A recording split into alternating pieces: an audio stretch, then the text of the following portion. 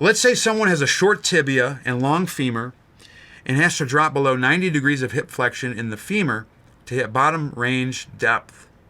Would things change? If we can base the mechanics off of some of the papers that have been done by my man Don Newman, most people to about 100 degrees are going to have an internal rotation bias. And then since there's only about 120 degrees of physiological motion available at the femoral acetabular joint in terms of flexion, anything else beyond that is going to create relative motion at the sacrum.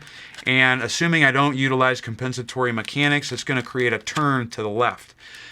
That turn to the left is going to increase counternutation of the sacrum, which is going to promote more external rotation of the femur. So theoretically, if you had a situation where someone going into half kneeling leads to a substantial amount of hip flexion, that could definitely promote more external rotation at the femur. But the song is going to remain the same in terms of where the sacrum is going to be rotating, and that would be, it's going to rotate continually more so towards the front leg. But you could have more of an ER bias than an IR bias in that sense.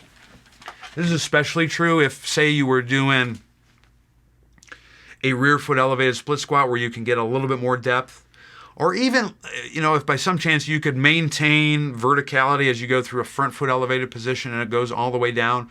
Both of those could potentially drive a bit more external rotation. It just depends on the depth that you can maintain the stack position.